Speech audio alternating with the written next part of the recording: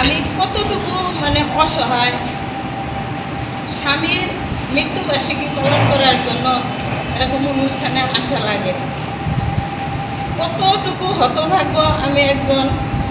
আমার স্বামী একজন সুস্থ স্বাভাবিক মানুষ ছিল, তার কোনো অসুখ বিসুখ ছিল না, দিব্যি একসাথে খাওয়া দাওয়া করেছি। সে মোটর সাইকেল থেকে তাকে টেনে হেঁচড়ে হত্যা করা হয়। মোটর সাইকেলের পিছনে সিসি ফুটেজের পিছনে কী রহস্য লুকিয়েছিল আজ পর্যন্ত সেই সত্য ঘটনা উদ্ঘাটন করা হয় নাই। আমার স্বামী মারা যায়নি, তাকে মারা হয়েছে। আজ পর্যন্ত আমার স্বামীর যে মৃত্যু সনদটা আমি তোলার সাহস পাইনি, কারণ আমার নামের আগে মরহুম কথাটা ব্যবহার করা হয়। এর জন্য আমি এখন পর্যন্ত তার মৃত্যু সনদ পর্যন্ত তুলতে চাইনি।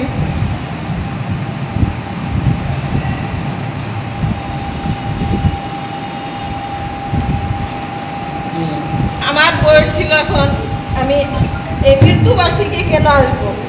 বিভিন্ন জায়গায় বিভিন্ন অনুষ্ঠানে দাওয়াত খাওয়ার যাইতে পারতাম, কিন্তু আমার সব কিছুর আগে শুরুর আগে শেষ করেছে আমার কাছ থেকে আমার স্বামী, আমার ছেলে মেয়েদের কাছে বাবা সব কিছু কেড়ে নিয়েছে। যারা এই ঘটনার সাথে জড়িত ছিল, ষড়যন্ত্রকারী ছিল, কারা এই হত্যার মোদক, যারা যারা পরিকল্পনা করেছে, আমি একমাত্র আল্লাহর কাছে বিচার দিয়ে রাখছি। আল্লাহ একদিন না একদিন বিচার করবেই।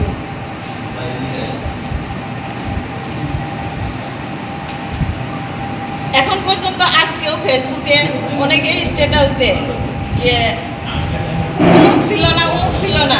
আমি তো বক্সিগঞ্জবাসীকে দয়া ভিক্ষা করেছিলাম। আমি চাইলে অনেক কিছু করতে পারতাম, অনেক নেতাকর্মীকে ফাঁসাতে পারতাম, কিন্তু আমি নাদিমের বউ অনেককে দয়া ভিক্ষা করেছি।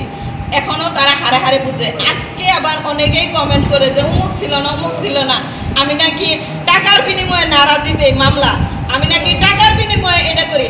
কোনো মায়ের ছেলে, কোনো বাবার ছেলে যদি বলতে পারে কারো কাছে একটি টাকা নিয়েছে কোনো আসামি নাম কাটার জন্য, ধরির সামনে আনা হোক। আমি এই মিটিংয়ে উপস্থিত সবার সামনে বলে গেলাম এই একটি কথা, যদি কাউকে কোনো টাকার বিনিময়ে কাজ করতাম, কারণ আমার স্বামীর আত্মসম্মান ছিল, সে একজন সত্যবাদী সাংবাদিক ছিল, তার মৃত্যুর মাধ্যমে প্রমাণ করে গেছে।